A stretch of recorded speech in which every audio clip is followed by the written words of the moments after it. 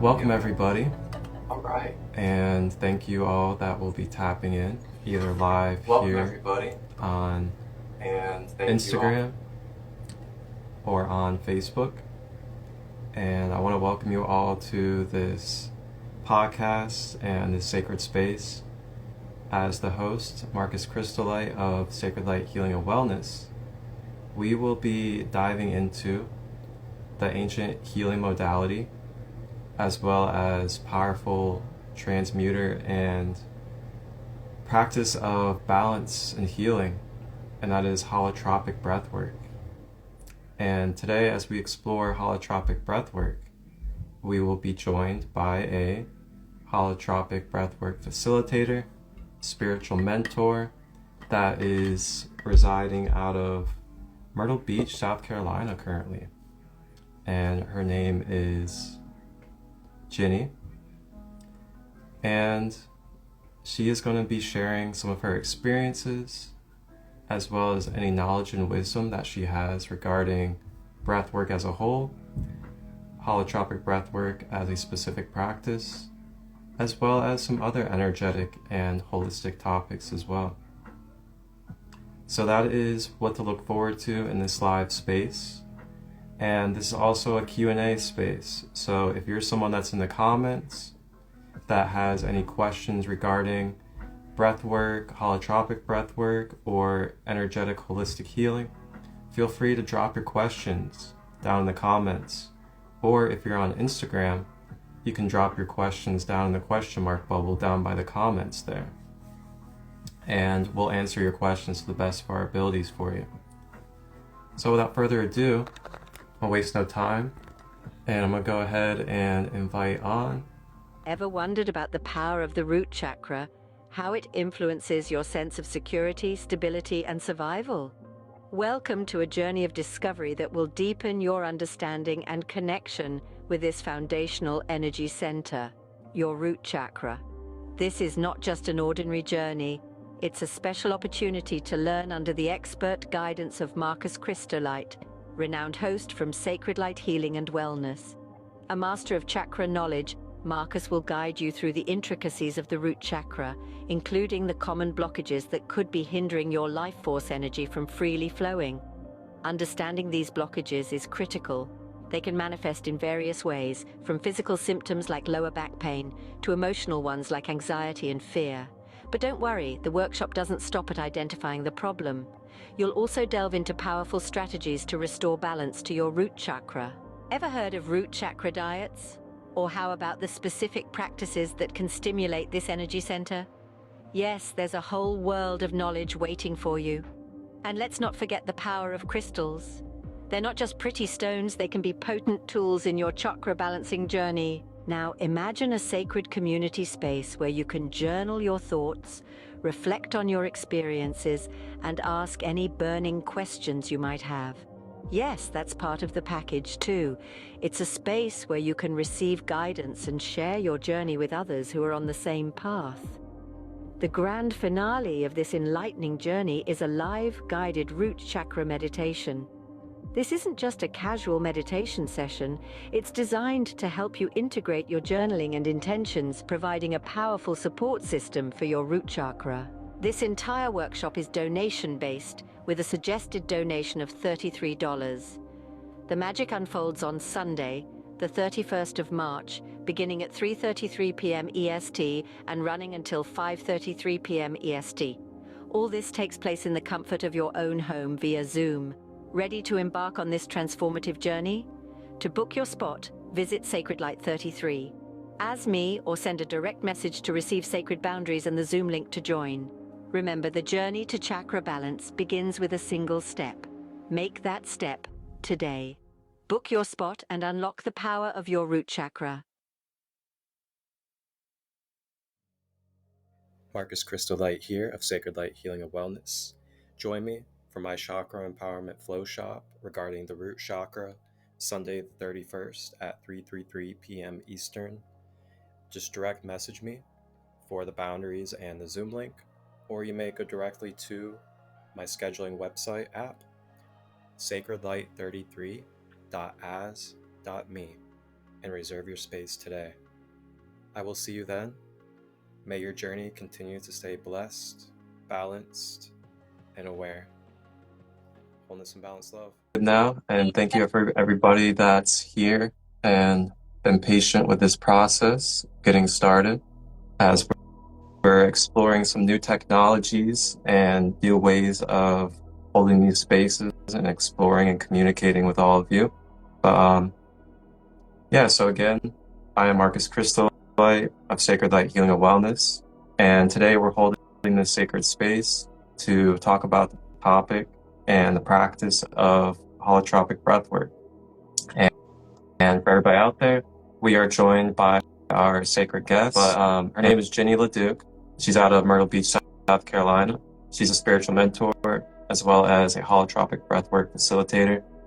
And I'm going to go ahead and hand it on over to her and allow her to talk a little more about her path, her journey, and why she has this passion of serving holotropic breathwork.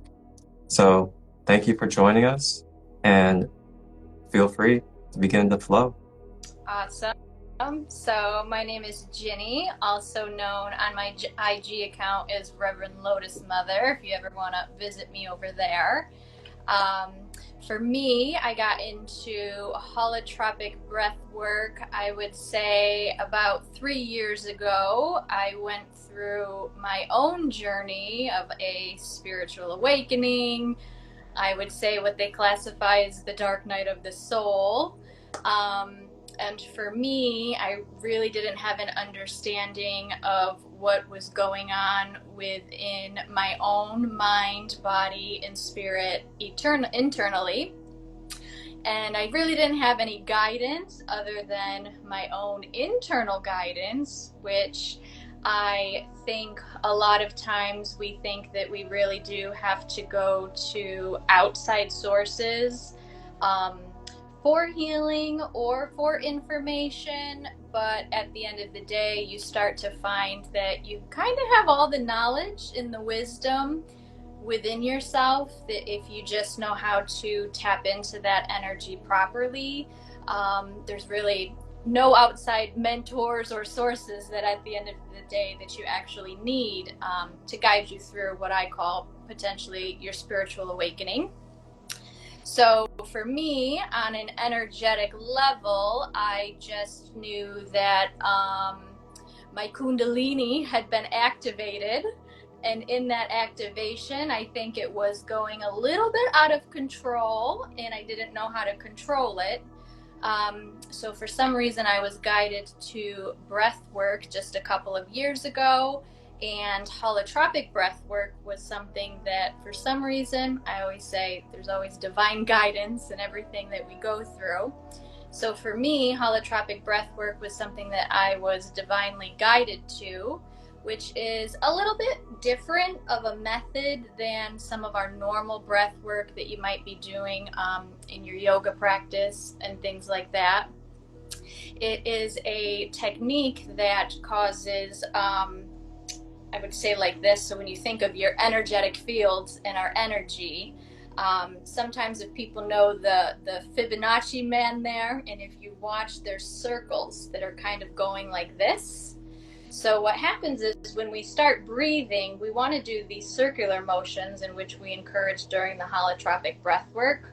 As we're doing these circular motions, that's when we start to get the rising of our kundalini and our kundalini energy.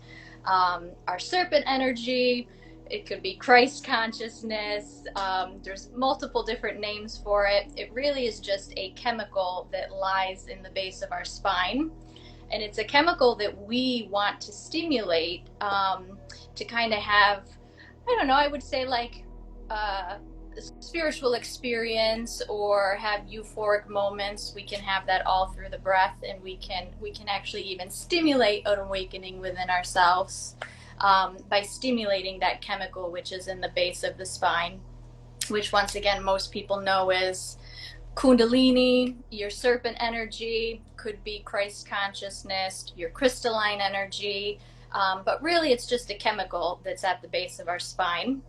So for humans, we don't really do many practices anymore like they would in ancient times, in which we're stimulating that chemical.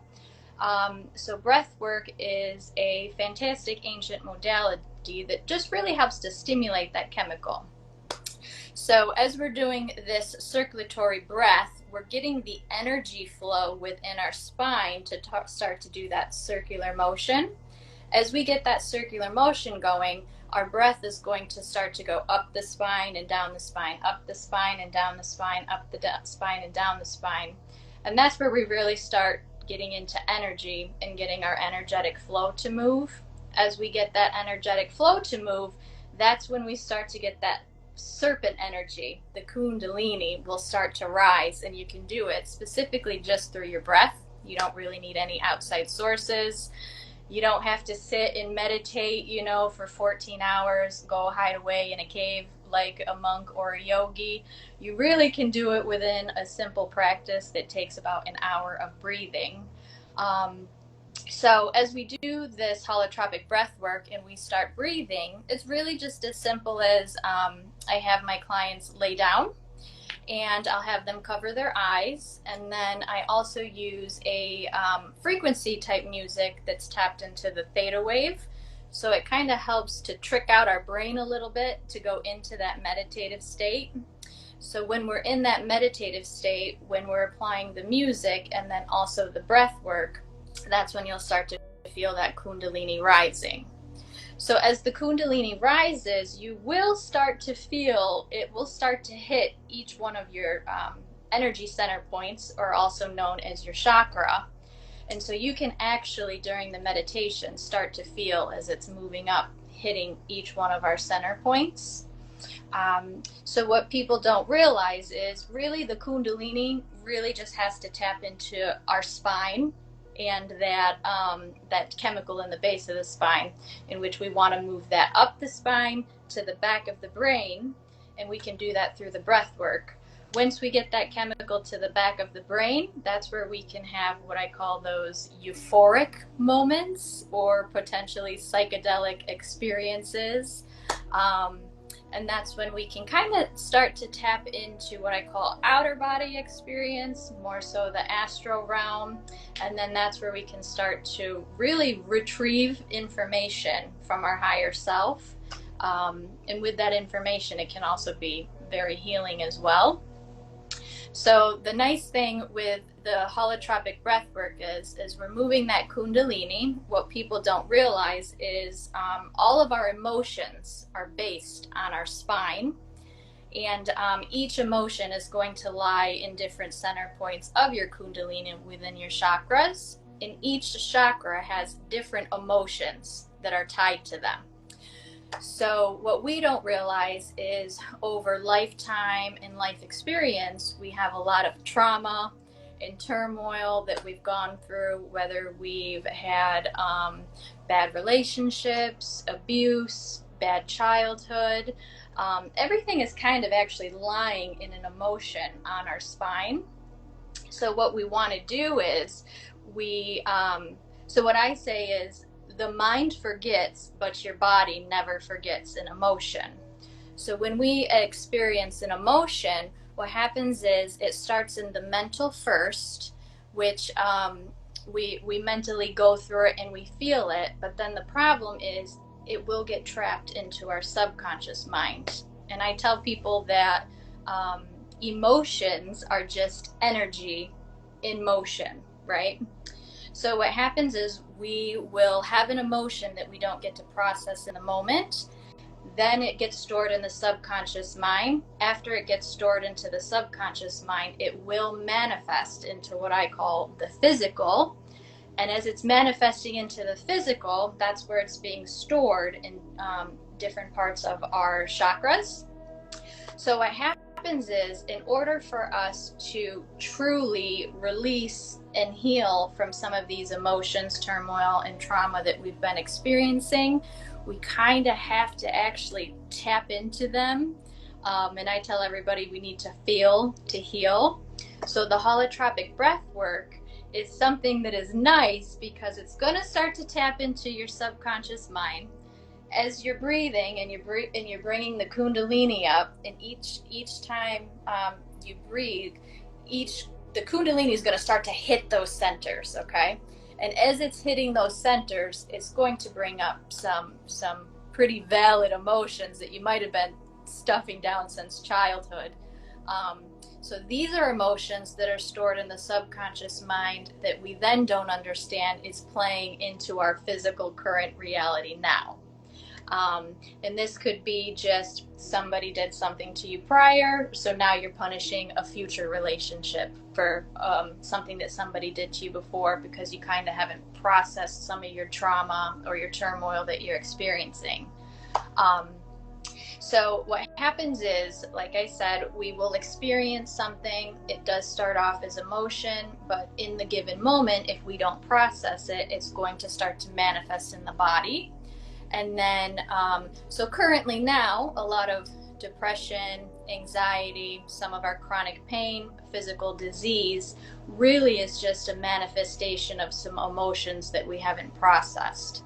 So the holotropic breathwork is nice because as you start breathing and you start getting that circulatory of energy moving and you start rising that kundalini, you can start to experience emotions that you realize that you kind of trapped and you have stored and you haven't processed. So the nice thing with the holotropic breathwork is, as we're moving up that kundalini, you're going to start to feel it. And sometimes people will have like what I call cathartic movement. You potentially could just start shaking, because once again, energy, emotions is energy in motion. And if we're not moving it out, it's just staying stuck and stagnant. And once again, this is where we're manifesting into disease, illness, mental disorders. So the trick is we want to have this kind of like cathartic movement. We want this release. Potentially it could cause people to go a little bit further in depth depending on how much trauma they have or what they've experienced in their lifetime. It could cause people to cry, you could scream, you could yell, but once again, this is what I call somatic release, which kind of all of us need in today's day and age, just because we have a lot of things that we're going through that we haven't really been able to process or experience in the time we've been holding on to it, and we need to let it out. So then what is nice is you start to kind of hit each of the chakras, and you kind of just start to release any negative emotions where you might have blockages. So essentially we're going to start to clear those blockages out to align the kundalini so you can reside in a more healthy, balanced, whole manner within your mind, body, spirit. So what's nice is we're starting to clear those chakras out. You're going to start to move that kundalini up. And if you can start to clear out the chakras, finally make that kundalini or that chemical that's at the base of the spine, move it up to the base of the brain. So that's then we can have what I call like euphoria. So if you think of people who go to other countries for an ayahuasca experience, or people who might experience with psychedelics or DMT, what you don't realize is you naturally have that chemical within inside you that you don't actually need an outside drug. You just need to know how to work that chemical up to the base of the spine. So during the holotropic breath work, if you can work that chemical up to the base of the brain, that's when you can start to have what I call really euphoria. You feel like if you've done psychedelics before, you can have sensations that are quite psychedelic, quite transcending. And then this is where if you, in the new day and age of what Christ consciousness is, we can really stimulate what I call Christ conscious. And then this is where you could potentially start to have outer body experience. You might tap a little bit more into the spiritual realm. And then that's where you're a little bit more guided to your higher self, your own wisdom, your own knowledge. You're now opening up the crown chakra. You're allowing a little bit more of your divine connection to God, source, the universe, energy, whichever you like to call our beautiful creator. So it opens up and expands more of your awareness to start to get more downloads, which overall eventually are going to help to guide you on the proper path, I personally say, within life. At least from my own experience as well, is doing the holotropic breath work. So that's probably a lot of information, but potentially hard to understand. But if anyone has questions, please do. Yeah, so that chemical of what they call the chemical, so that lies dormant at the base of your spine. Okay, so the chemical, in different religions, it just has a different name for it. Like I said, it could be the kundalini, the serpent energy, the crystalline energy, your Christ consciousness. I know you called it what did you call it? Plasma, or I think you have a certain word that you call it. Some people call it a plasma.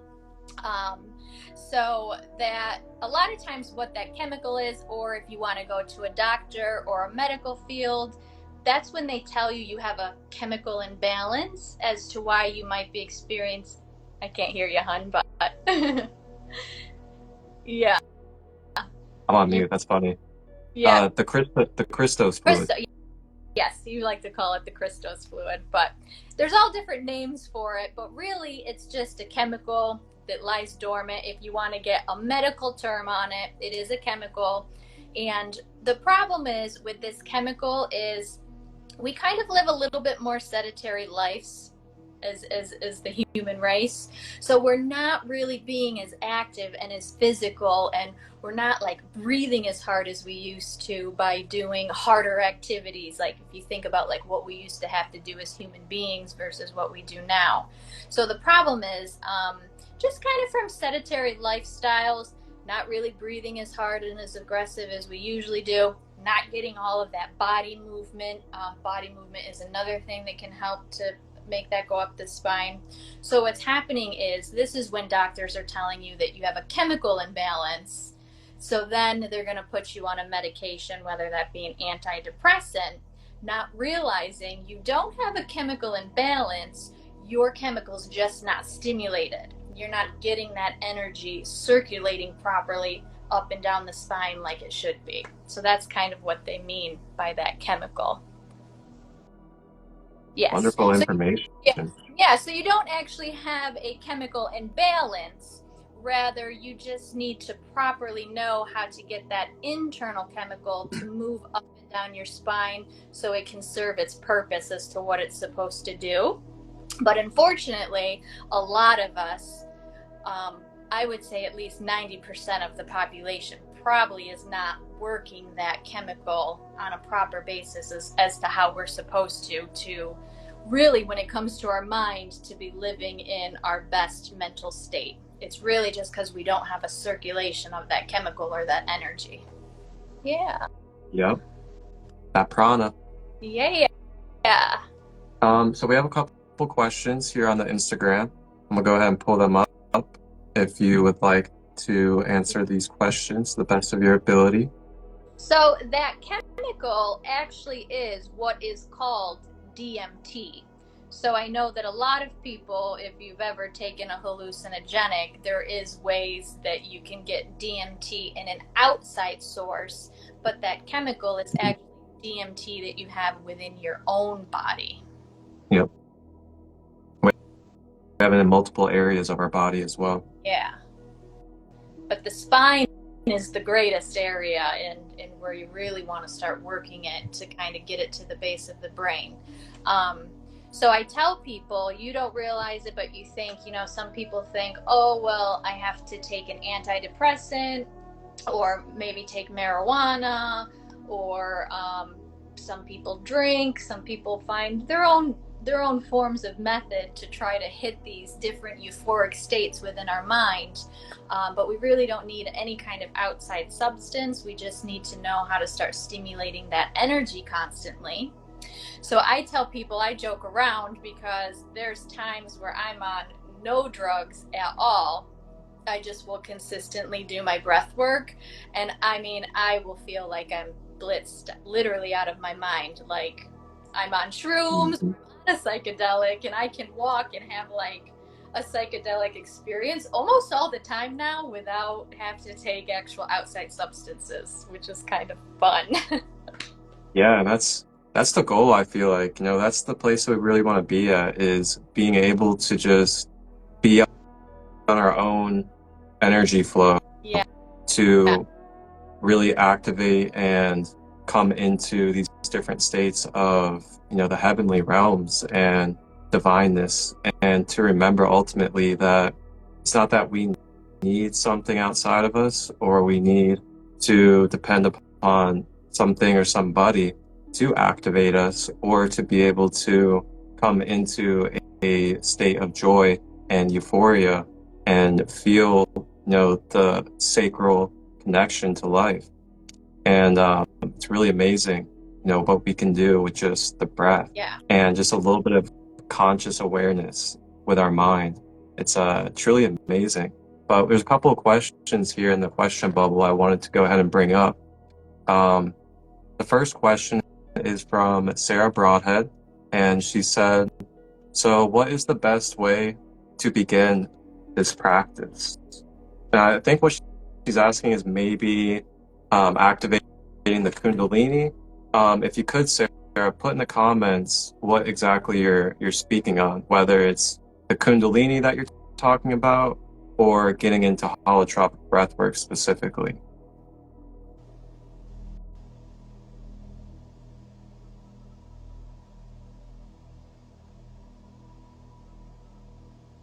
And while she's going to be answering that, I want to ask you a question, and that question is, so what was your life like, and what were kind of like the experiences, and what were the events that kind of led you into this specific practice, and what type of influence and impact did this holotropic breathwork have on you in your beginning stages of being introduced to it and starting to acquaint and develop a chemistry? Yeah. So I lived, if you were to look at me 3 years ago to the person I am now, I joke around and I say sometimes I don't even know my own identity at this point, because 3 years ago I went through an experience where my whole identity was stripped. I would say I went into, like I said, the spiritual meaning, or what they're calling it these days, the dark night of the soul. I tell people that sometimes we do have to go to the depths of our own hell before we see the light. You know how they say it's like you have to have the darkness before there's the light. So for me, 3 years ago, I think what happened was somehow, I would say divine guidance is all I can say with it. I think somehow naturally I had started to tap into that kundalini. And I think it was, I was listening to different frequency music.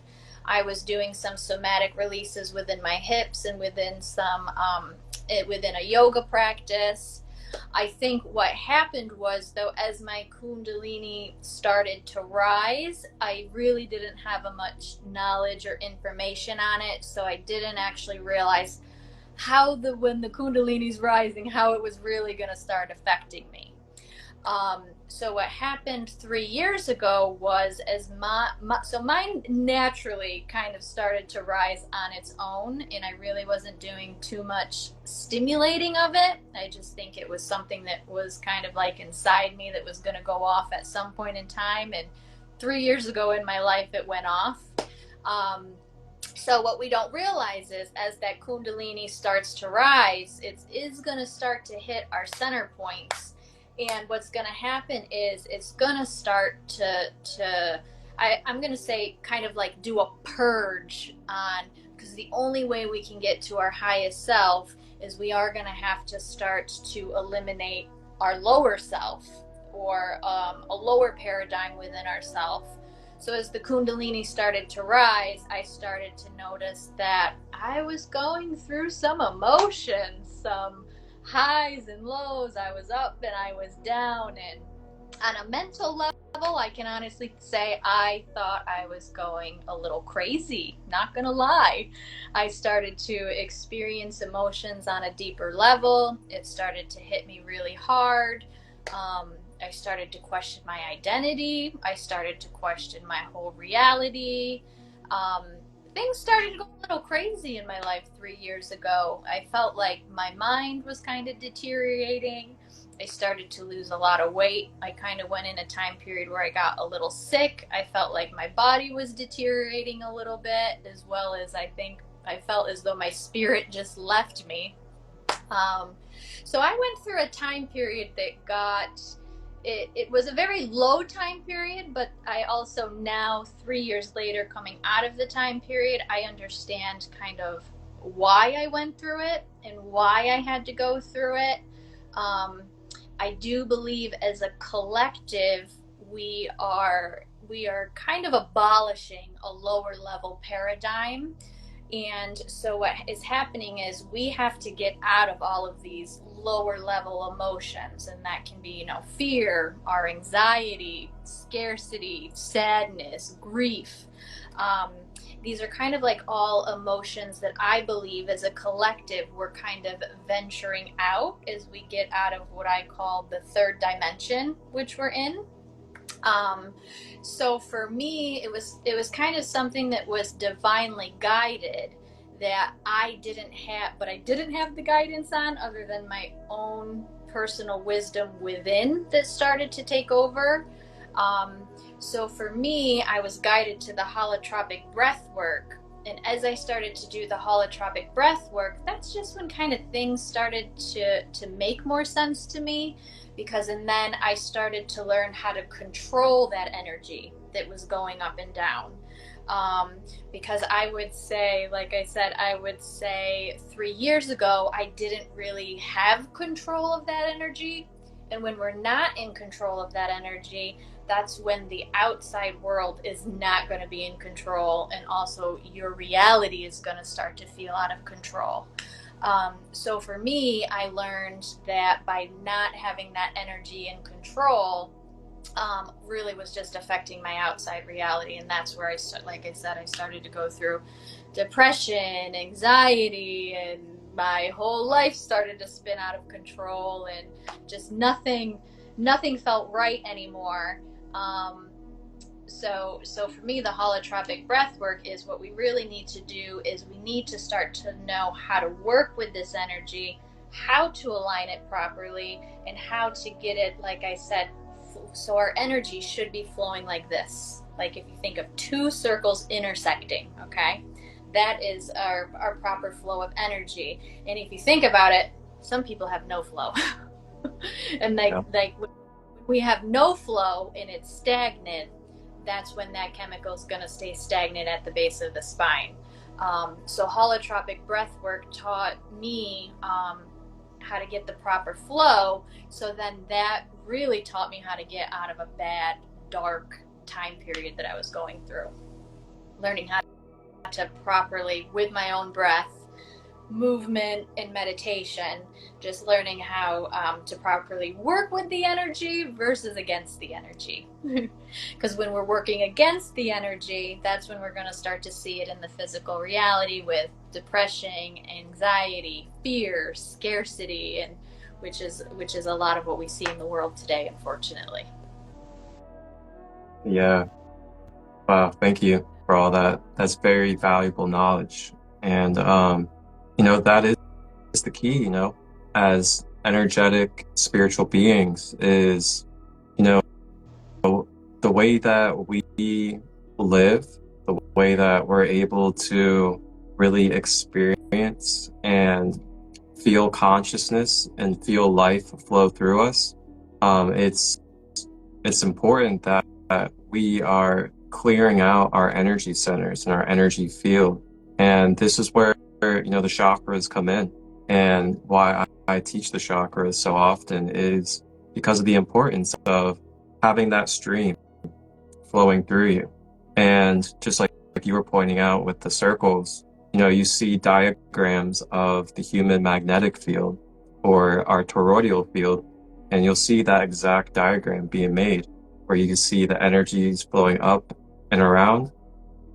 And that right there is your balance and flow of your masculine and feminine energies.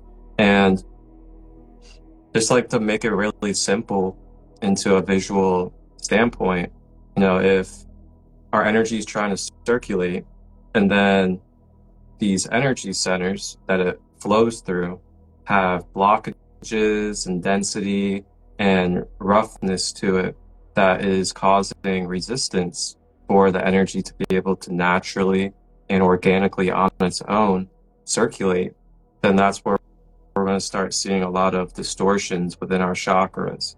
And this can cause a lot of imbalances and dis-ease and a lot of other woundings and leaking of energies in different dimensions of our being. Wow.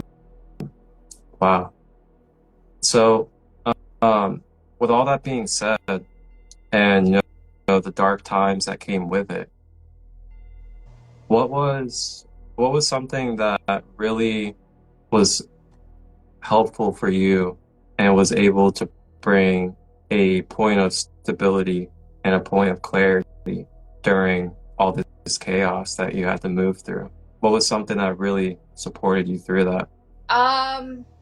So I can honestly say I had a near-death experience. Labradorite. Raw rising codes. Third eye chakra. Third eye chakra affirmation. I affirm that I trust and am allowing myself to flow with my intuitive instincts as well as my psychic extrasensory abilities. I am clearing any blockages that are causing resistance for my belief system and perception being in balance and wholeness. I am aligning my programming and my conscious mind with the divine wisdom and guidance of my higher self. I am seeing through the veil. I receive the codes and the messages within my experiences, and I see the solutions to my problems. Ashe.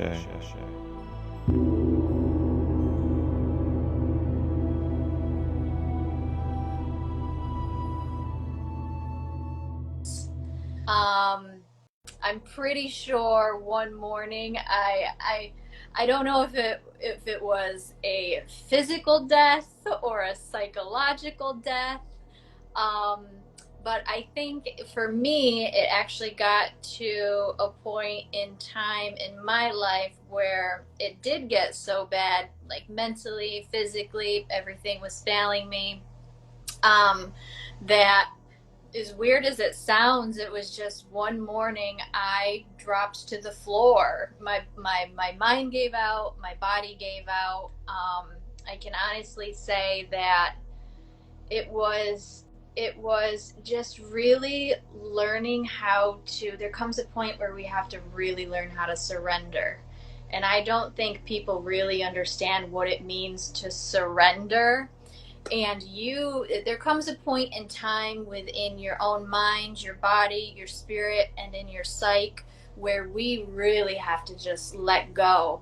And for me, it came a point in time, like I said, where I woke up one morning and I was just like, God, if you're going to take me, you can take me now. Like, I had nothing left to give. I was just like, I'm done. I give it all to you. And as soon as I said, I give it all to you, and I surrendered, like I said, I had an experience where I kind of fell to the floor and I became unconscious. And I don't know how long I became unconscious for, but in that time, I went to what I call the void, I guess some people will say, and that is when you go back to a state of, it's almost like it's everything and it's nothing.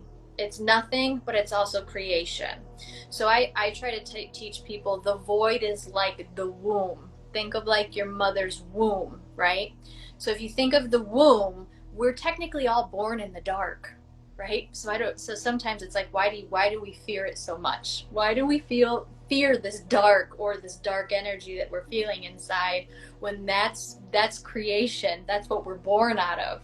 We're born out of the dark until our mother pushes us out and we see the light.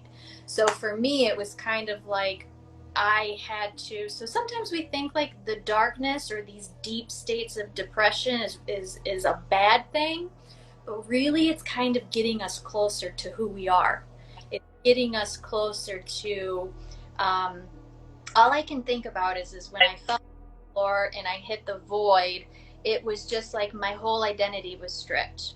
All of the programming, everything that I was taught, everything that I was told, everything that the world put on me that I wasn't, kind of just got stripped, and I surrendered. And then when I came back, that was when I was like, I don't know, I felt reborn. I felt renewed. I felt refreshed. And which then that also led down a whole nother experience, because now you're like, your identity and who you are is completely stripped, and then you're like, okay, now who am I? Now I'm like nothing.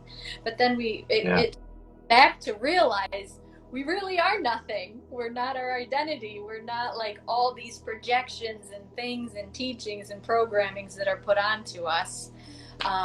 So for me, I just believe in our own conscious evolution. We're all going to start to be guided to these moments, and they're not necessarily a bad thing. So for me, through holotropic breathwork and spiritual mentoring, I kind of want to lead people into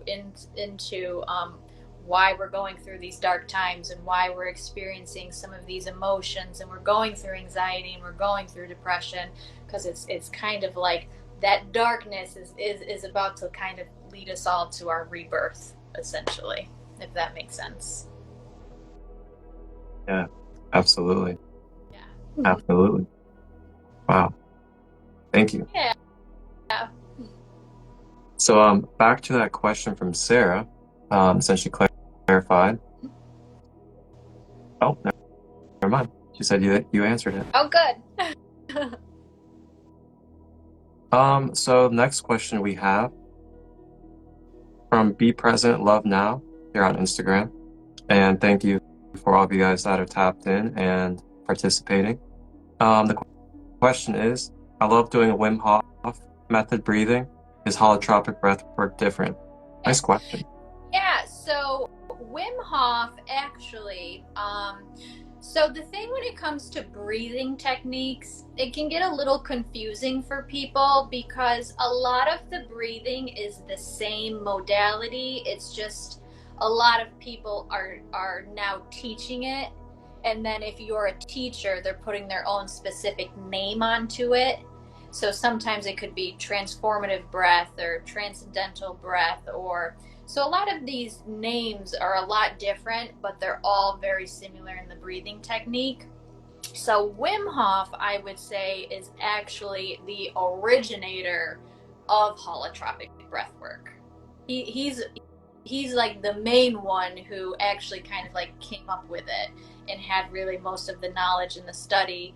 And now people are hopping a little bit onto his breath work. They're just kind of, they're naming it different for their own because some people are just teaching it on their own and creating different names. But the Wim Hof, a lot of his breath work is very similar to holotropic. Wonderful. Yeah, Wim Hof was actually one of the very first people that I started doing hands-on guided breath work with, because he has a bunch on his YouTube channel. And the one I did was the I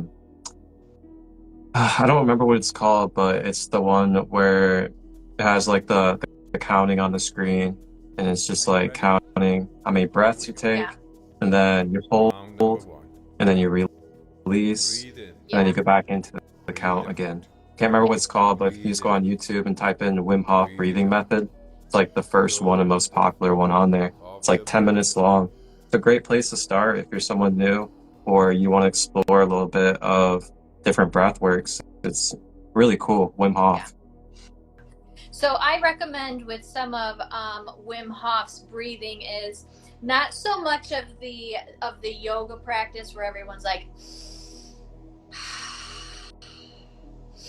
that's going to stimulate, but you want more of the breaths where you're kind of really getting into the diaphragm and you're doing quick breathing. So it could be like maybe like a good practice of what I would say for some who want to do at home is you breathe in, then you let it out halfway, and as you're at the halfway, then you're going to start taking quick breaths in and out. So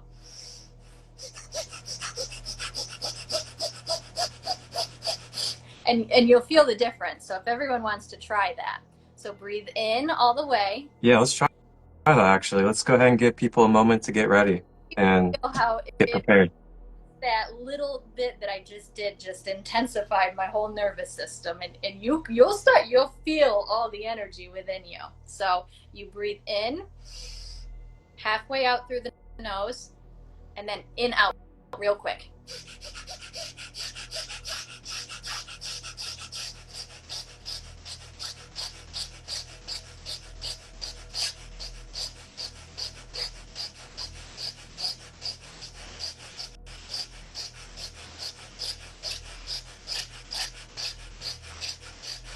Keep doing it. Push past your limits. Keep doing it. Keep doing it. Keep doing it. Keep doing it. Keep doing it. You almost want to get to the point where you feel like you're going to pass out, but you keep doing it. You keep doing it. In, out, in, out, in, out, in, out, in, out, in, out, in, out, in, out, in, out, in, out, in, out, in, out, in, out, in, out. And then you can stop if you'd like. How does that like feel within your body?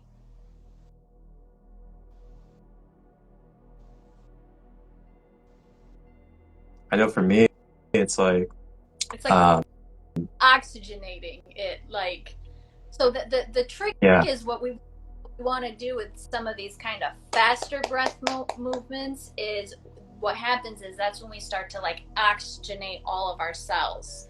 That's when we start stimulating like the nervous system, and we can essentially start, that's how we can start to kind of like cleanse and purify ourselves. I don't know how it felt for everyone else, if anyone wants to, but then you'll start to feel like that instantaneous rush, you know, to the head, because the trick is we want to, like I said, we want to get that DMT, that chemical, to start moving, and it's kind of like these quick, rapid breath movements is what's going to really start to get it, which, like I said, for a lot of people, it can feel uncomfortable at first.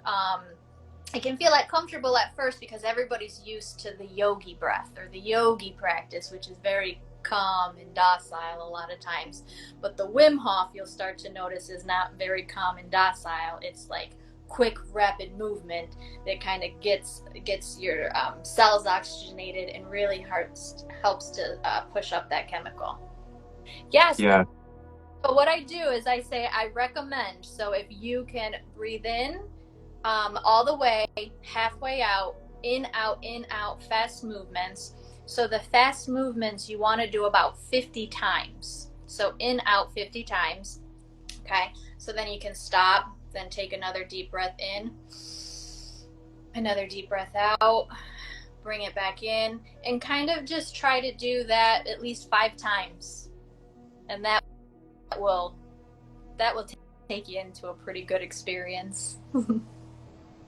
It kind of reminds me of a lot of people like to call it like you know, the breath of fire or fire breathing, where you're like really activating and waking up that vital energy and getting it flowing through your system.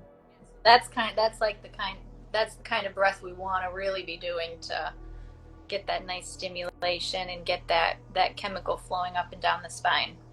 But that's kind of a simple one. Sometimes the fire breath can be a little difficult for people after a while. I find if you're just starting out, though, that's a nice, simple, quick. And do that in the morning, like do that in the morning, get like your oxygen moving and your blood flowing. Like you said, as you said, we spend so much time astro traveling outside of our bodies that then it's like, you know what I mean, for us, for our spirit to come back into this body, it's kind of like this body has been laying and sluggish, and it's like our spirit has been having fun, and then it's got to come back into this this dense this dense Yeah. form, you know. So it's like that's an awesome one to kind of do in the morning just to start your day. And even do it like so I do it, I'll get up out of bed and I'll stand on the floor and I'll like kind of hop up and down as I'm doing it, you know, also just to get that movement going. It's kind of a nice fun little morning routine. Mm-hmm. Yeah, that's a really nice routine. Yeah. So next question I have for you is, I want to go into like a more, I guess, serious focus with this practice. Is, I know I've heard that there can be, things like re-traumatizing in these type of practices that can take place. Yeah. And I know that there's also other warnings to be aware of, and other just really serious, sacred, and accountable things to look for in these practices. And like I said, I know there can be like re-traumatizing that can take place, as well as kind of like stuckness that can also take place as well as what do you call it? Kind of like paralysis too, when we go into these type of sessions. So what are some of the securities, some of the basics, and some of the important things to be aware of when it comes to these healing sessions? So this is where I also say too, where you kind of have to, so this is where I say, so there are some holotropic breathwork facilitators who I think who want to do the facilitation, but then they don't know the psychology, or they don't know the knowledge behind it. So I would say it really is, it is to be cautious to do with, but also to have someone who has the understanding, because the mentorship after the breath work is equally as important as the breath work, if that makes sense. So for me, I do the breath work with the client, but then we also usually hold about an hour for a sacred circle. So then we can go through and talk about what the experience was, because after you kind of bring up things, trauma and turmoil, you also have to have some education as to how to further release it within the client. Also, what happens with a lot of this breath work is people will have outer bodies experiences. You will leave your body. So also having a mentor who can bring you back into your body and can ground you and can really give you the full understanding of what you're experiencing. I think.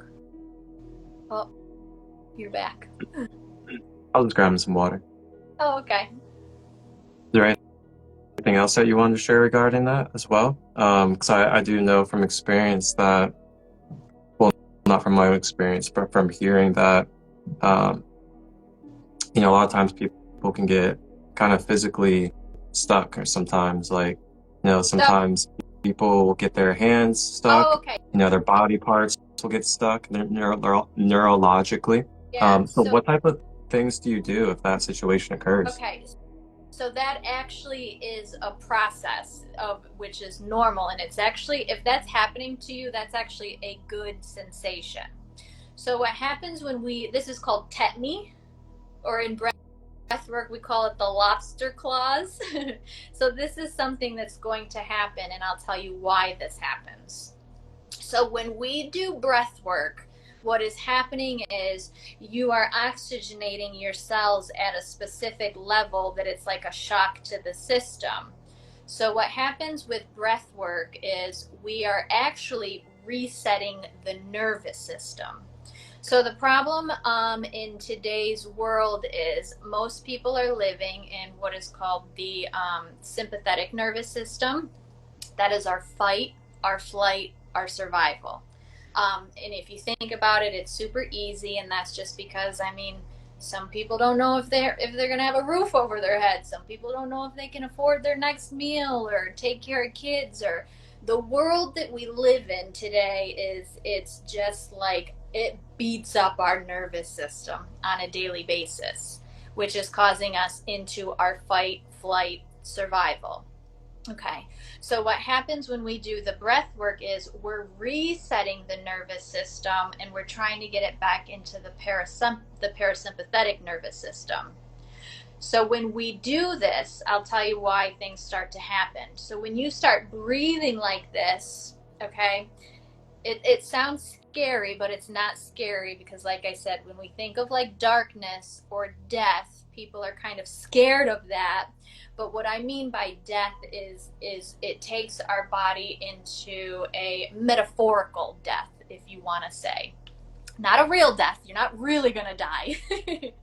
It's just it takes us into a metaphorical, or takes us into the metaphysical death aspect of it.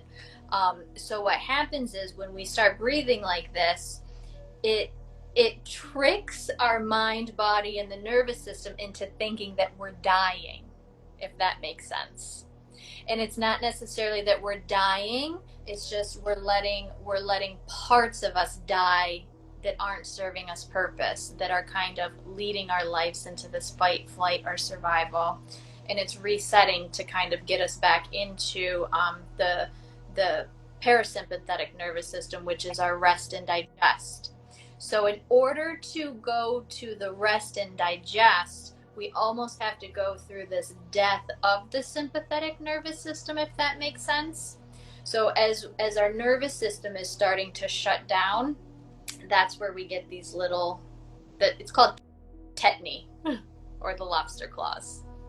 So it's not actually a bad thing. It's actually just what happens is you start to reset your nervous system. And that's really all that is. That makes a lot of sense. I've always had a sense that it was something like that. Yeah.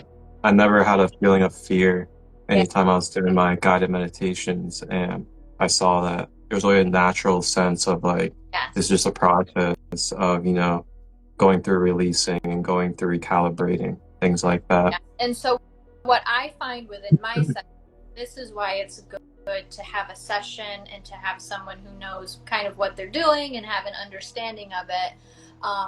Because what I tell people, within the first 10 minutes, that's when it's the most difficult, because you're going to feel the tetany. You're going to feel like pain and sensation potentially within your body, okay? But this is where breath work mentally teaches you discipline. So it's kind of just like working out. So if we think about working out, we get to the point where a lot of times we want to give up, right? But if we give up, then we miss out on the magic of getting, you know, that great body that we want and everything. So breath work is kind of like the same thing. It's like working out. Just when you're about ready to give up, what happens? That's when the magic happens, right? It's like right there, we're about to give up, and then that's when the breakthrough is. So the holotropic breathwork is fantastic because it will create neuropathogens and new brain waves in which it will start to teach you, like, you really can do difficult things and you can work past them and you can get out of them on the other side. We just need a little discipline. So the funny part with the tetany is probably what happens is that's when most people want to give up, because that's kind of when the breath work might get a little excruciating or feel excruciating. But usually everybody says, thank you for pushing me through that moment, because that excruciating is just the kundalini kind of hitting those points and clearing and cleansing and shutting down and releasing. And then what happens is once we get past that clearing, once again, that's when we're going to hit the base of the brain. And then after the pain comes this euphoria. And then that's when we go into like kind of like the fun psychedelic part of the breath work, I guess you could say. And then that's when so like I had a young kid, I think he was 21, and he sat up and was like, I can't do this anymore, I can't do this anymore. And I, like, you know, gently laid him back down and guided him, and within 1 minute of that moment, that's when he was like, thank you for like laying me back down, because after that one moment, then he went into like the magic of the breath work, which was really fun.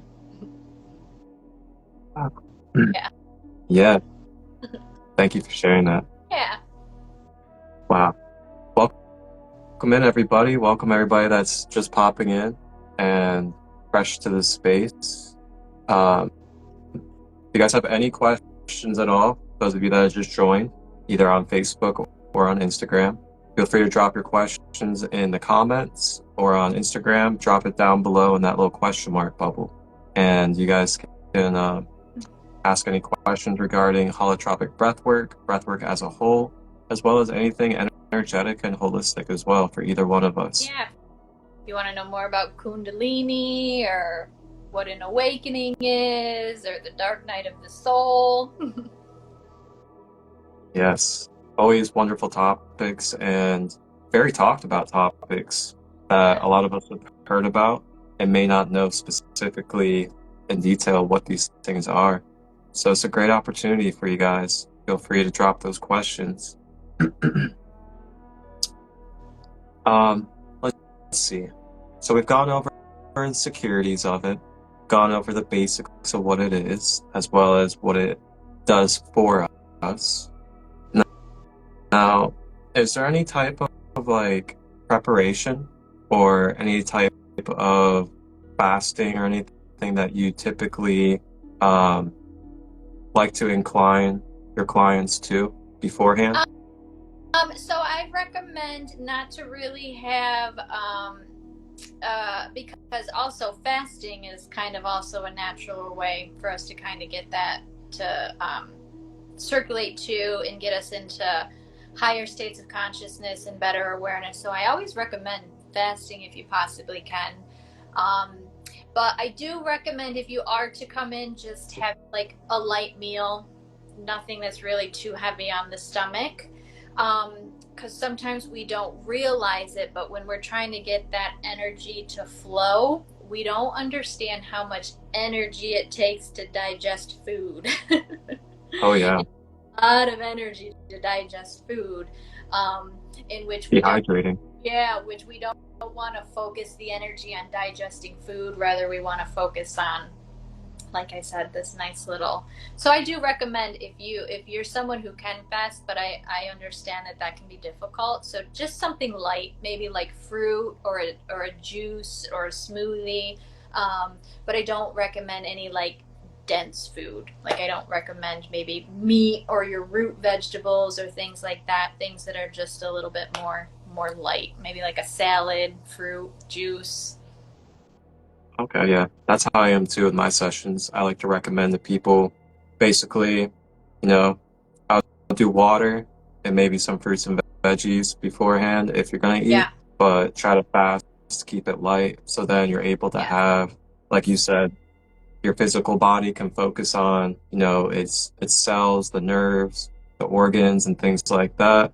And then it can also, give your mind the free space to be able to consciously explore what it needs to as well. These things are definitely key.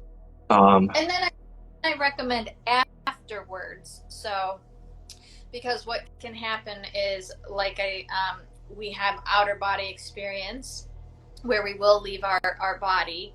So then afterwards, I always recommend that's then when you can kind of hop in a little bit more with your dense food. Because that's going to help. Because I do find some people will have, some people who don't have the higher consciousness or the higher states of awareness, they've never actually been in the higher realm. So sometimes once their spirit or their consciousness gets out there and plays in that realm, and you see like how good it is and how fun it is, sometimes it can be difficult for your spirit to want to come back to this dense body. And so I noticed some people will be like, I don't really feel right. I feel kind of out of body still. Like I can't get back into my body. So then afterwards, I always recommend grounding practices. So for me, I do a meditation that roots you back into your body. I always recommend if you can get outside barefoot. For personally me, if I can do my sessions outside in the earth, that's my all-time favorite. But really, to bring yourself and hone yourself back in, I recommend that's when you can kind of have more of your dense foods and things like that, just to bring you back into the body. Or go outside barefoot is kind of your best thing too. So if you ever have the sensation that you get a little nervous and you're like, oh, I don't feel like I'm in my body anymore, I don't feel like I'm in my body anymore, that's just because your spirit was like having fun out in the other realms there, which you might not have normally experienced. But afterwards, go for the dense foods to ground you. And a lot of times if I hold a session with a group, I usually provide food for my group. But Yeah, it's wonderful. Yeah, grounding is so key. Grounding is, man, yeah, grounding is so key, and you really don't know until you're grounded. Yeah. Why? Yeah. Like when you're grounded, you feel that natural ease. You feel that natural connection and sureness of support and just connection to abundance. Yes. And you can really feel, okay, I'm here. Yeah. And I feel at peace with being here. And I am meant to be here.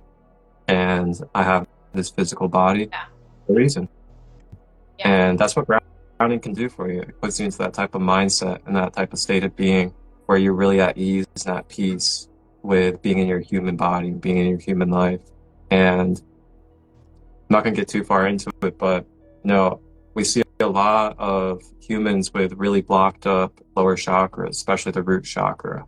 And it's no coincidence that we see a lot of scarcity mindset. We see a lot of fear and fight or flight. We see a lot of, depression and anxiety in just about all of us.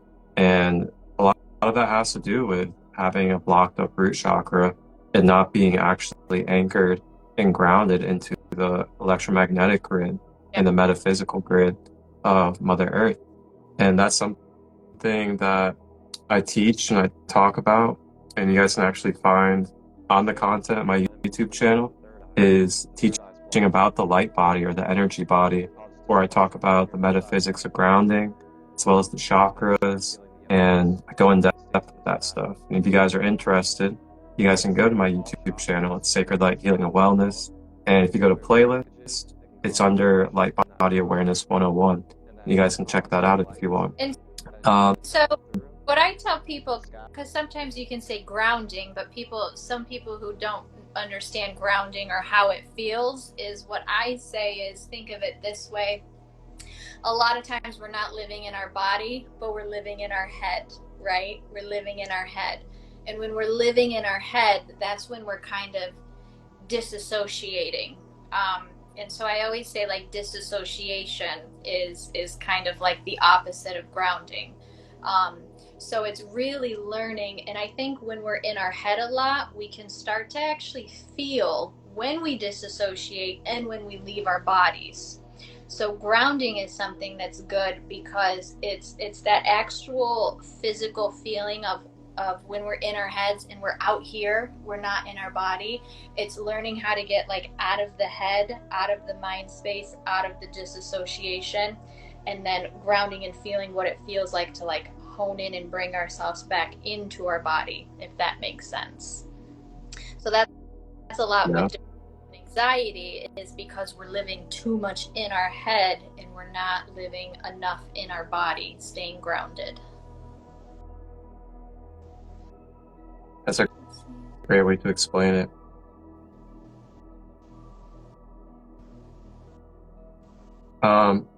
So yeah, and the key is to be in balance with both.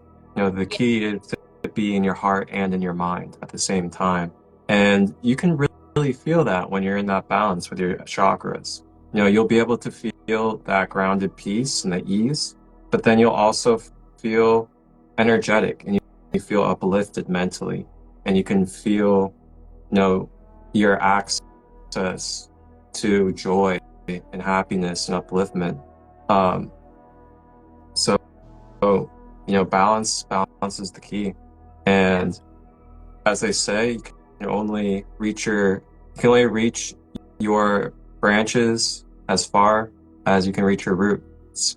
So a lot of us like to ascend. A lot of us like to be in the high vibrations because some of us are star seeds that come from 12D realms and 11D realms and 9D realms. So we're so used to wanting to be in the high vibration. But when we came into this physical human life, we then took on the lower body of the human being. So with that being said, we have to do this dance, this tango between being in connection and being in balance with our higher conscious energy, as well as being in tune and integrating in our physical human energy, the 3D, so to say. And a lot of us like to stay up there in those higher realms, and then we wonder why we're depressed about our human life, or we feel like we're disconnected from being human. And simply, a lot of that has to do with just grounding and being grounded into your physical human body. Nice, because if you always hear the saying, and if we want to get on Christ and Christ consciousness, he's always, it's the as above, the so below. So, because the thing is, it's like there's information there, the as above is there's information that we need to retrieve from there as well, and that's like our higher self, our higher consciousness. That's where all of our wisdom and knowledge lies. But it's where that higher realm is not meant to be tapped into as to worry or be anxious. Rather, once we get it under control, that's when we can open up our crown chakra and we can start retrieving information from our higher self. So then it's like we can have fun and play in the as above and enjoy those higher realms, but really not to worry, but to retrieve information that then we can bring back down into the physical to utilize into the as below or this earthly realm. So both, it's like both, it's that balance of the harmony there. The as above and the so below, they're both equally important when we learn how to play in each dimension. Yeah, that's right. Let's see.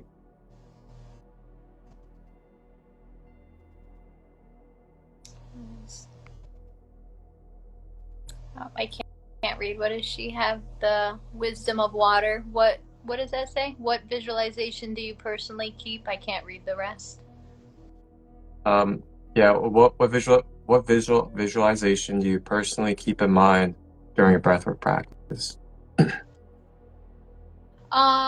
So what I actually do when I'm keeping in mind, I was actually just speaking of this, is so when I am doing my breath work, I visualize actually a serpent or a snake. And I kind of visualize a snake kind of coming towards me and like slithering towards me. And then when I'm doing my visualization for my kundalini to rise, I almost visualize that snake kind of coming up inside of me. And what happens is when the snake comes up inside of me, it constricts or it gets tight. And I can almost feel that tightness. And when I feel that tightness, so the kundalini is all about the spine. And we want to get the spine right. So as that snake kind of enters up inside of you and it constricts and tightens up, as you start to do the breath work and as you start to feel the kundalini rise, imagine this like constricted serpent who's kind of moving up inside you. and then just kind of like start moving your hips back and forth. Feel what it would feel like to have this kind of like tight constricted snake that's kind of moving up. And what you can do is think as like the head of the snake is just like this kind of like tight, firm, and stern, and then just start visualizing the head of the snake starting to pinpoint and hit each one of your chakras, and then actually start feeling that snake coming up and hitting, and then start to feel it within your spine. You should start to notice like you'll have flow and you'll have movement, but yet your body will also start to stiffen up and tighten up, and just kind of imagine that snake coming up. And then what happens is, as you're doing the breath and you start feeling it, you'll start to feel as it starts to hit, and then you'll start to feel as it starts to hit each one of your center points and each one of your chakras, until you literally start to feel it, you know. And you'll feel it within your body, that as you start to mentally visualize it, your body will just start to take control, as if you really have a snake just doing what it wants to do inside of you. It's kind of a weird sensation, but you'll start to notice that your body will start to naturally move and flow as the visual of the snake is kind of moving up. And like I said, you might start to feel your spine starts to get more aligned. You might start to like grow taller, feel taller. You might start to actually like lift your head up because you feel the snake coming like right up through. So take like the mental and the visual and let it like all be applied into the physical as well, if that makes sense. Yeah, it's a great one. I also like thinking about, dragon energy as well. Like if I want like a more intense, like more, forceful type of energy, I like to think of dragon energy and like the fire breath of a dragon coming up the column. Yeah. Good old dragons. I love dragons. And the funny part is, once you just start doing the breathing, sometimes you don't have to think of anything, because your own psyche will start to just naturally take you into its own visual, like, so for me, that's like where my own visual starts to go. It's not necessarily something that I think of. It's just naturally my psyche will start to take me into its own. So it might even be, don't even have a visual. Don't maybe go in expecting anything. Rather see what like comes to you as a person as it's moving. Or when you start to feel the flow of the energy, maybe what does it feel like for you? What does it look like for you? And then that's just kind of your own self coming in, guiding you, which is fun. Yeah. So here's another question for you. So what part of the day do you find most resonant for you, and what part of the day do you find like the most potent and the best time, at least for you, to dive into a practice like this? I've been a night girl my whole life, and I follow a lot of the moon and the cycles and the things like that. So for me, I'm naturally drawn towards nighttime, I find. But I find it kind of just goes on to kind of like your own natural circadian rhythm, what feels best for you. Some people might prefer it in the morning, but I like it at the nighttime. And for me, holotropic breathwork, it's a little bit intense, that it's kind of something that after you do it, you want to have a little bit of time where you can rest and integrate. You don't want to do it in the morning and then you have to like run into work or run into your day, because if not, you're just going to be like, we're trying to calm the nervous system, and it's like you're like trying to calm the nervous system, but then you're putting it back in like a crazy environment, and then that's just like your mind, body, and spirit's gonna be like, what are you trying to do to me? Would you Do you want me to say that could kind of like re-trigger and re-traumatize the being? I think so, potentially. Yeah. This would be holotropic breath work. I mean, if you're doing like a practice in the morning where it's just a calming, soothing practice, because I do different types of my breath work. I would say that like in the morning I do like more calming and relaxing, because you're about to go into the hectic day. So you kind of just want to calm, release, and get ready so you can flow in. But at nighttime is where I would say that I'm doing more of the cleaning, cleansing, and clearing from the day. So I do a little bit more intense that I can kind of purge, but then give my body rest afterwards, if that makes sense. So Yeah, absolutely. I do different ones for like morning and night. But I personally recommend anyone who does a breath work session, the holotropic. I try to say to do it in the evening, and then potentially if you can have like the next day off, because your mind, body, and spirit is then also gonna be integrating a lot of this stuff that you've kind of tapped and tuned into that you haven't really explored in a long time. So it's good to have, I think, just one day of kind of recoup and recovery. For your mind, body, and spirit to kind of explore what you've kind of brought up. Yeah, great wisdom. And then there was one other question I had, and that was, what was it? Oh yeah. So, is there anything that you like to integrate in with the practice to kind of add to it? Like, is there any like journaling that you ever like to do beforehand or afterwards, or any affirmations or anything like that that you like to infuse? Maybe even sound healing and frequency? Yeah. So for me, when I'm going into a session, I always like just to have my clients, we'll do some simple breathing just to relax and to calm the mind. And then once we start to relax and to calm the mind, that's when like certain things will start to pop up for us. And when those certain things start to pop up, that's where I will have my client to start what I call their intentions, potentially as in, what do you want to get out of the session? Are you looking for information, or are you looking to let something go? A lot of times it's like the things that are on our heart and our mind of what we really want guidance towards, is where I'll start to have my clients set their intentions, and that's whether are you trying to bring something in or are you trying to let something out, and that's. And is there also like no limit to the intention and what it is that you can bring focus to? Yep. Because and then what's going to happen is sometimes you're going, like I said, your subconscious mind is where you're going to start to go into, and that's where it's like whatever your subconscious mind wants to portray is what's going to come up. So what I tell people is, so essentially when you have a psychedelic experience, you're hitting the astral realm, which can be a dreamy like state. Okay.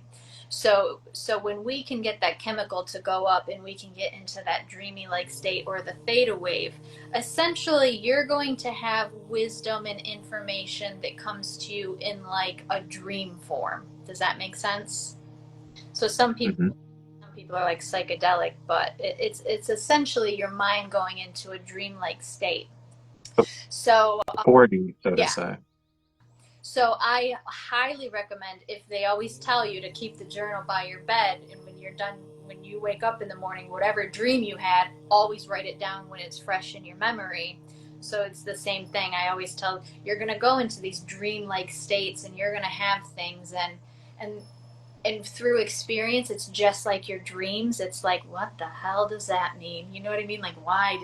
Let's be honest, we dream some bizarre things, but our dreams is usually our subconscious mind trying to tell us something, and there's always a metaphoric reason behind it. So then this is also nice too, where sometimes I'll offer my mentorship that you can go home and start to journal, and then I'll kind of decode what your subconscious mind is trying to tell you, because then that's another kind of whole level, like what is my subconscious really trying to tell me, you know? Yeah. I always love, just giving people the reminder of journaling. I feel like journaling is such a wonderful tool for, getting things out of the mental to then lighten up our mental capacity, but then to also bring us into a state of contemplation and reflection, which then can give us more conscious awareness, as well as a deeper relationship with our own self. And then with that, we can then integrate intentions as well as clarify, what it is that we want to, either release, break the pattern of, or draw more of into our life through the journaling and reflection. And then it really just like solidifies and amplifies it more and more with the universe, what you're doing. And then through that, to bring that into a practice, whether it's a breath work or a guided meditation, I have found it does wonders, and it's a very good multi-step process. And being able to, dive deep, bring out to the surface, reflect consciously, become more aware, and then integrate with intention through a practice. And so that's the kind of like the same thing too, as if we think about emotion, it's just energy in motion. And so for us as human beings, it's on an emotional level, they're just things that we have to get out. And so journaling is another great way for us to get out these emotions as well, which is nice. So they're not staying stagnant, manifesting into something bad within our physical body. Yeah, that's right. It's just like if you went to a therapist and you're talking, that's what you're having, talk therapy. So journaling is essentially like a therapy in which you're getting things out, which is nice. Mm-hmm. So say like if you're someone that is struggling with, pain and attachment to past relationships, or you have, patterns of addiction and things like that, would this be a really good practice to help break out of those patterns and clear out any densities and any attachments from the experiences? Yep. I definitely say so, because once again, as we start, so each one of our centers is holding, or our chakras is holding certain emotions. Each one is being stored in a certain center. So, like as we said, you have to feel to heal. Unfortunately, we can't keep, as a society, we can't keep suppressing everything down. So what's nice is if you have a specific emotion or an attachment or something that you're struggling with, it is going to almost force you to feel it. And the thing is, when you're forced to feel it, that's when we get what is called somatic release, and we'll have cathartic movement. So what you don't realize is when you're it's almost like if you're, say, like you're going through grief and sadness, but you're someone who doesn't want to cry. Like, crying's not actually bad. Crying is something that is very cleansing, and our tears is a way to release sadness and grief, which would be technically like a somatic release.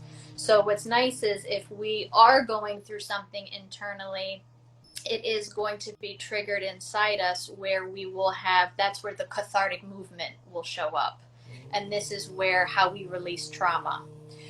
So I tell people, animals do this all the time. I always tell people, like, if you want to be healthy, just watch what the animals are doing and do what they do, Mm-hmm. So think about an animal, okay? So think about two little ducks in a pond, okay? And they have an altercation with one another. What does the duck do when he swims off? Shakes it off. Shake, right? So animals are naturally doing this. So if we think about animals, they don't hold trauma like we do as humans, because they have natural ways of alchemy in which they know how to release the energy, right? Or think about dogs. What are dogs always doing? They're always shaking. You know what I mean? Because dogs are natural grounders who release negative energy to this world. So really the trick is just learning how to release negative energy and not absorb it. So what's nice with the breath work is your body, depending on what you need to release at any given moment, whether it be negativity or maybe you need to feel euphoria. Not everybody has a negative experience. Some people go into just great experiences, depending on what you need. But if there's a certain emotion that you're struggling in, your body's going to naturally guide you as to the release that you need. And like I said, that could be So for me, I'm what I call an alchemist. So I'm naturally here to take negative energy, transmute it into something good. So for me, I have to do practices that allow me to let negative energy flow through me, but also flow out so I can transmute it into something beautiful. But the process of letting it come in and feeling it and then letting it out, it's like a process. Like, you have to learn, so we're not absorbing onto everything, and so we can turn this negativity into something beautiful. So for me, cathartic, when I'm doing my meditations or my breath work, cathartic movement is like I will convulse, like, hardcore, crying, cry a lot, I convulse. So the trick is your body will just naturally do what it needs to do during the session, which will release whatever emotions we're hanging on to in the subconscious mind.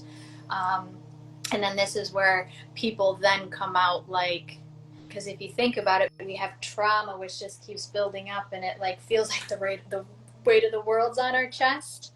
So I find that when people start to have these releases, it's kind of like like you go feel it, and it's tense, and it's like turmoil, and it's chaos, but then you get out of it and you move through it through these different movements, and then when you're done, it's just like you just feel lighter after the session. But their body will naturally do what it has to do to release whatever emotion that is going to come up during the session. Yeah, and that's something that we're really not taught just on like a regular human level, is the natural ways that we have had in our human life and throughout human history of needing to express, needing to release. And in this society, the mainstream society today, with the indoctrinations that we take on, we're kind of demonized for having deep expressional somatic releasing and having natural ways of somatic releasing. Yeah. For example, like, it's not really looked at as normal, to shake your body if you feel like you need to shake your body and release energy, or crying, even, for example. Like, crying is looked at as like a negative thing. It's looked at as bad. It's like, oh man, don't cry. Like, I don't want to see you cry. Like, that's not good. Or, for example, a lot of men in this world are told, like, you're not strong if you cry. Crying is a weakness and things like that. But really, it's just a very, very natural, organic, human programmed thing to help us be able to release density and to be able to come lighter and to embrace more unconditional love. Yeah. And I just want to say this for everybody out there, find those spaces and really hone in and honor and love those spaces that you have where people allow you to be vulnerable, to be honest and transparent, and to go through your own process of releasing, whether it's through crying, whether it's through movement, whether it's through breath, or whether it's through journaling. Just really value those spaces if you have those, and know that you can really optimize the value of them if you have those. I cannot express it enough, but to value those spaces where you can be vulnerable and you can cry, release, go through natural, organic ways of being able to transcend and transmute what you're going through.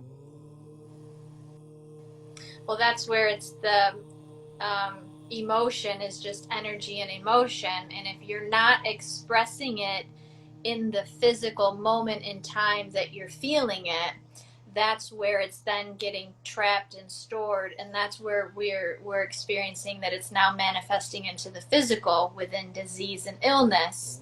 Where we don't understand is we should all be given the opportunity in the moment in time that we feel it to be allowed to express it, but we don't get to. And I tell people, think of it this way, okay?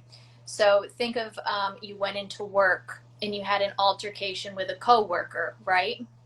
You didn't have time to clear up the situation because then you had to go into a busy day, right?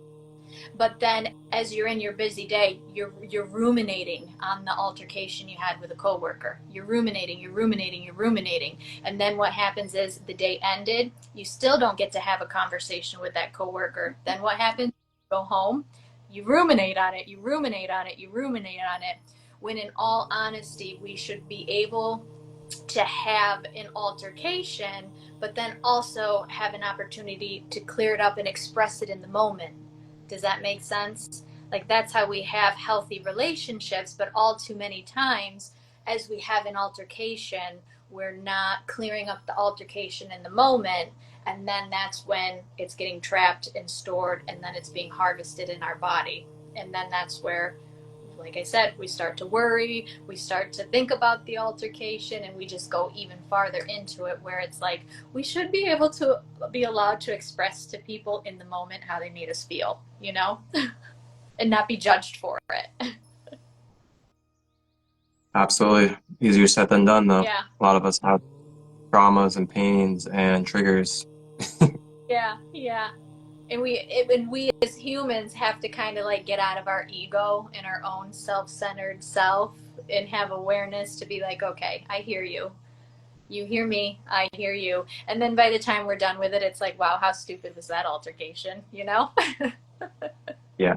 And communication is key, though. You know, communication with both parties, you know, whether it's the receiver or the giver and what is being expressed. Communication is so key, I feel like, especially if it's a if it's an experience that we're speaking of when it comes to a direct situation with that person. Sometimes we want to be very mindful of the wordings that we use when we communicate, because sometimes we can go into a blaming type of feel, we can go into a divisive type of feel with what we're trying to express and communicate. So just be really wary of that.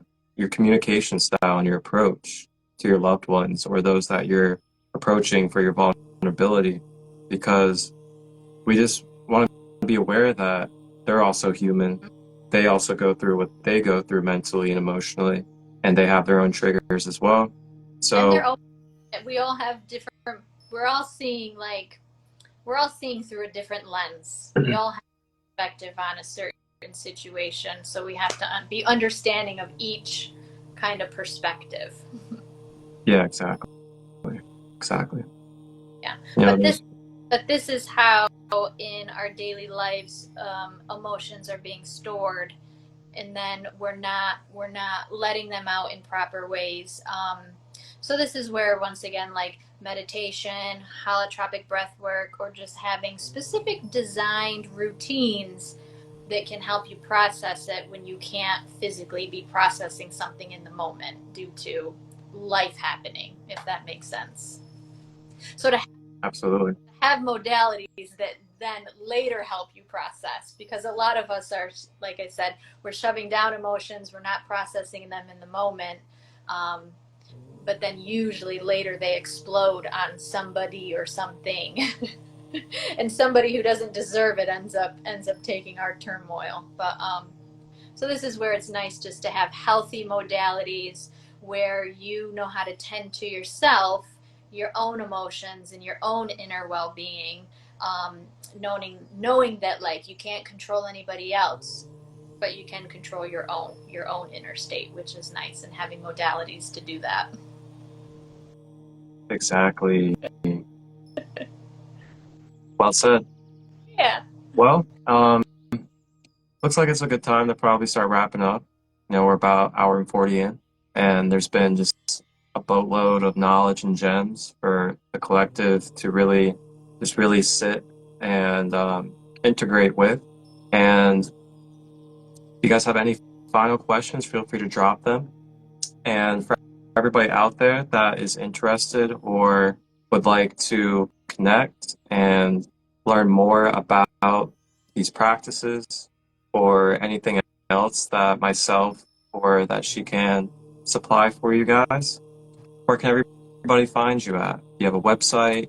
Do you have social links? Yeah, so right now I kind of just work off of social media. So if anyone wants to connect with me at Reverend Lotus Mother on Instagram, you can gladly connect with me there.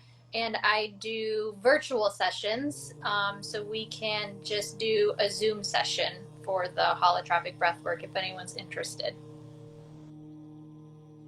Wonderful. And for anybody local that may tap in South Carolina, what type of places and where can they potentially see you at or collaborate with you at? Yeah, so I also have a building in Little River that I work out of.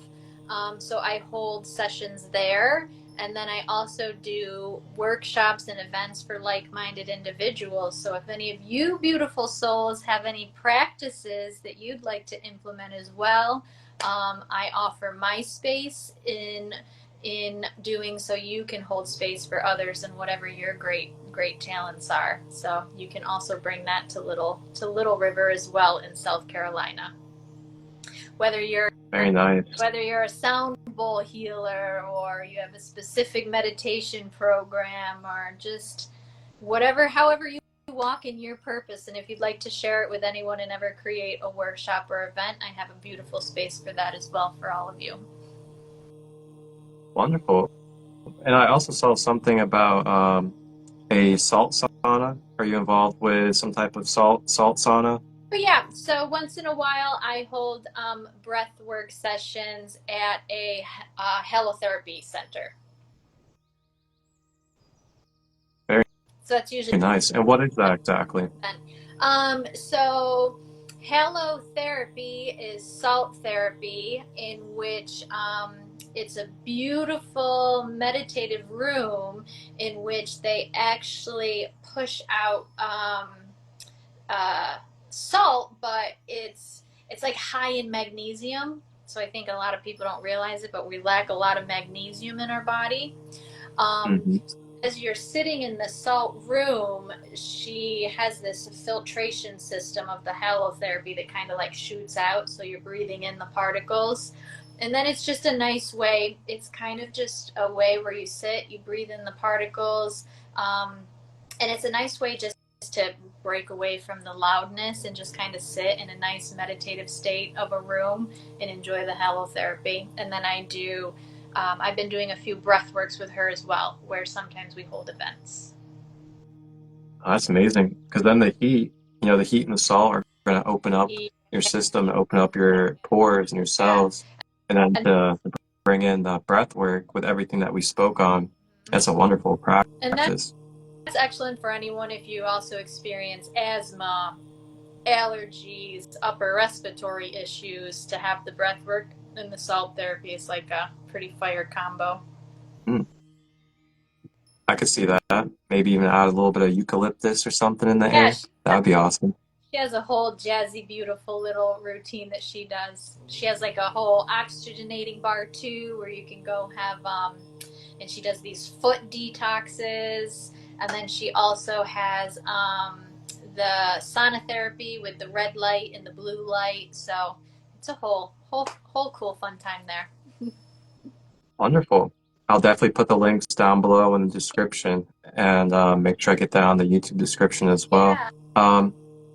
So don't you have an event coming up this coming month in April? I do. On April 13th, I'm working with another beautiful soul out of Calabash, that's North Carolina. And we will be doing sound bowl, vibrational healing frequency, along with the holotropic breathwork. So she'll be applying the sound bowl, and then I'll be guiding them in the breathwork meditation. And if you haven't had sound bowl healing, that's another top-notch modality to heal with. I love sound healing. Yes. I literally play frequencies all day, every day. Like as soon as I get up, I'm on my phone. Well, I'm already playing frequencies throughout the night too. So as soon as I get up, I'm switching the intention of the frequency. And typically I put on some like 528 or I like to put on some like shamanic drumming or hand drum Yeah. and get those energies flowing for the rising. Do my chakra balance, do my yoga with it playing, Yep. and then I just keep it on throughout the day and just flow Yeah. with it. I play it in my room, I play it in the living room when I'm not in the living room. So the vibrations are just, you know, shifting the energy field. So great. For anyone who wants to get more into sound frequency, I recommend Solfeggio. He has a whole wonderful for frequencies, and it's nice because what I recommend for people, if you want to tie into it, so Solfeggio is nice because he makes a whole routine, and it can be specifically designed for the kundalini too, where so each frequency will affect each chakra. And I recommend, what do we always want to do before we get into the higher chakras? We always want to start with the lower foundation. So you can look up Solfeggio, and he'll have different frequencies for each chakra point. And so start with the root chakra and then work your way up to the crown. So like one night, listen to a frequency that's specifically designed for the root. And then the sacral, and then the solar, and then the heart, and kind of just keep working your way up from that, because each frequency will affect each chakra. So start with the root first and then work your way up to Wonderful. keep balance.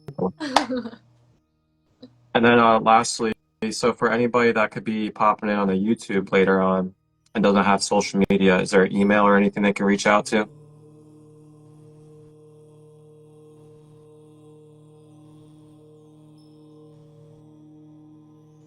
Did you hear me?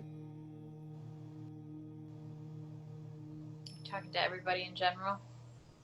Can you hear me? I can hear you. Yeah.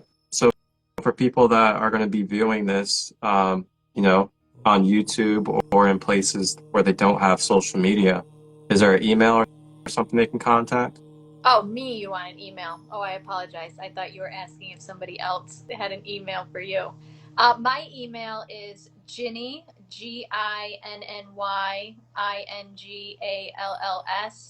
@gmail.com.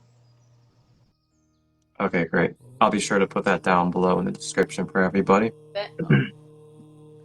And yeah, that does it for our live today.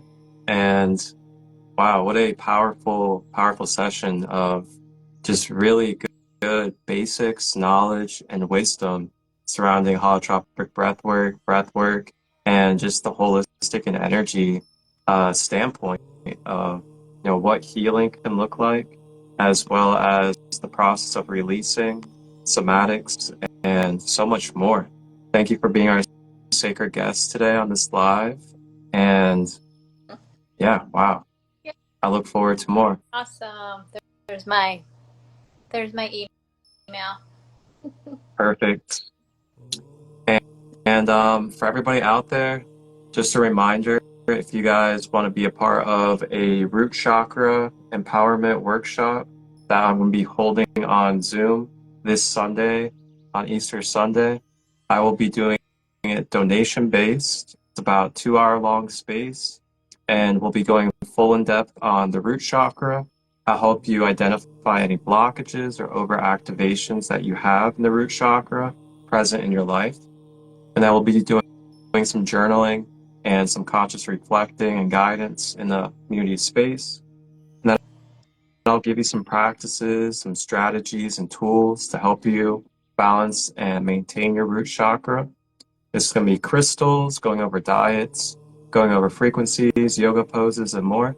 And then lastly, I will lead us and guide us through a root chakra affirmation meditation to help integrate and bring restoration to your root chakra. So that will be taking place this Sunday. It'll be at 3:33 p.m. Eastern, and that will be on the 31st. If you guys want to be a part of this space, you can register directly through the link in my bio on Instagram. On Facebook, you can go into the description, click on my scheduling link app, and you guys will see at the top there, root chakra empowerment. You guys just hit book now. Or you guys can direct message me and just let me know you're interested. I'll give you the Zoom link and the boundaries for the space, and I'll see you guys all then on Sunday. Awesome. Jan- Thank you, everybody, for joining today. And thank you for hosting. Absolutely, it's an honor. And Ginny, thank you for your time. Thank you for your efforts. And thank you for being you and walking your divine path of service and devotion to the All and the Most High. And yeah, thank you again. Awesome. Thank you. Blessings, everybody. All right, everybody. Wholeness and balanced love. Have a blessed day. Yes.